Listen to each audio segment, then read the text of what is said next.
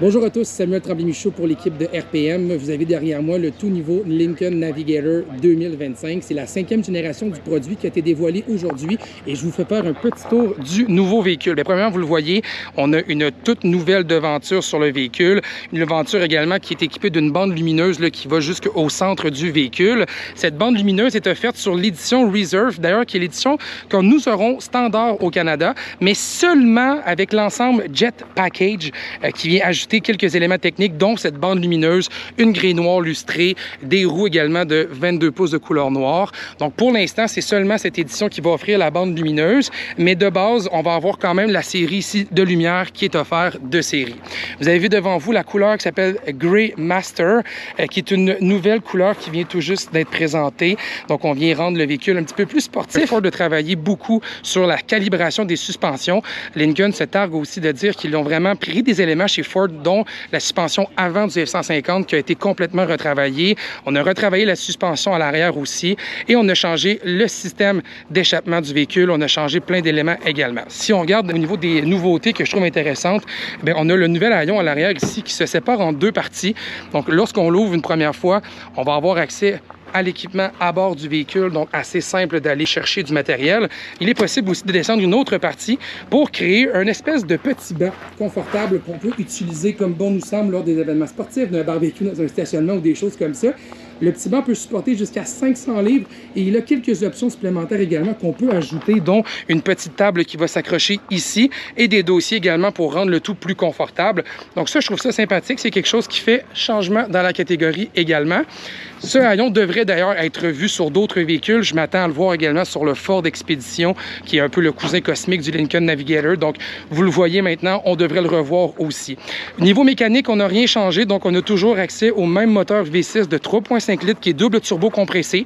On a changé les turbos. On a changé également le système d'émission principal. Par contre, le véhicule conserve les mêmes capacités au niveau de la puissance. Donc, c'est toujours 440 chevaux et 510 livres-pieds de couple qui sont offerts grâce à ce moteur-là.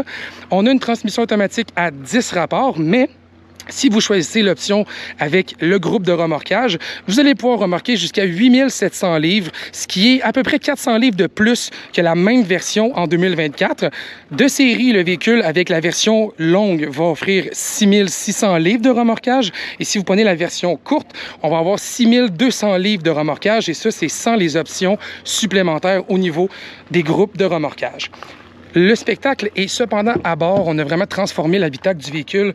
Vous avez des sièges qui ont été revus à la deuxième rangée. L'édition qu'on a aujourd'hui avec le Jet Package est équipée de sièges capitaine, mais il est toujours possible d'avoir une banquette pour faire 8 places à bord. Vous avez les banquettes à l'arrière. On a plus de 14 ports USB à bord du véhicule. Donc vraiment, on a renouvelé beaucoup la technologie. On a un nouveau système également de contrôle de climatisation pour les occupants à l'arrière. Mais ce qui surtout impressionne, c'est l'écran de 48 pouces qu'on a utilisé dans le Lincoln Nautilus et qu'on voit aussi maintenant dans le Navigator. Cet écran est d'une gigantesque de mesure.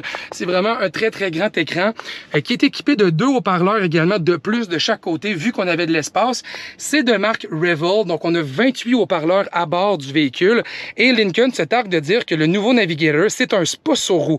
On a ajouté un nouveau système pour faire de l'ambiance à bord un vrai spa. On a des odeurs dans la cabine. On va mettre les bancs massants également en mode méditation. On a les bancs chauffés, ventilés à la première rangée, chauffés et ventilé à la deuxième rangée également. On a un nouvel écran ici également de 11,11 pouces pour tout ce qui est des contrôles de technologie du véhicule. On a les systèmes de remorquage Pro Trailer qui est offert chez Ford, mais qui est aussi dans le Lincoln également. Un nouveau espèce de bouton en cristal là, qui rappelle l'atmosphère selon Lincoln. On a des systèmes également de rangement un peu partout à bord. Donc vous le voyez, on a renouvelé l'espace, on a renouvelé le confort du véhicule, du moins c'est ce que Lincoln nous dit. Et franchement, je trouve que ça fait du bien à ce nouveau Lincoln Navigator-là, qui peine une misère à suivre les concurrents chez GM, mais qui, avec une nouvelle génération, peut-être un petit peu plus cossue, toujours encore équipé de motorisation capable de remorquer, pourrait tirer son épingle du jeu. On ne connaît pas les prix du véhicule encore. On devrait le savoir plus proche de la date de lancement du véhicule qui va se faire au printemps 2025 et les commandes vont s'ouvrir dès octobre 2024. Pour toutes les informations, rendez-vous simplement sur le rpmweb.ca. Bonne journée!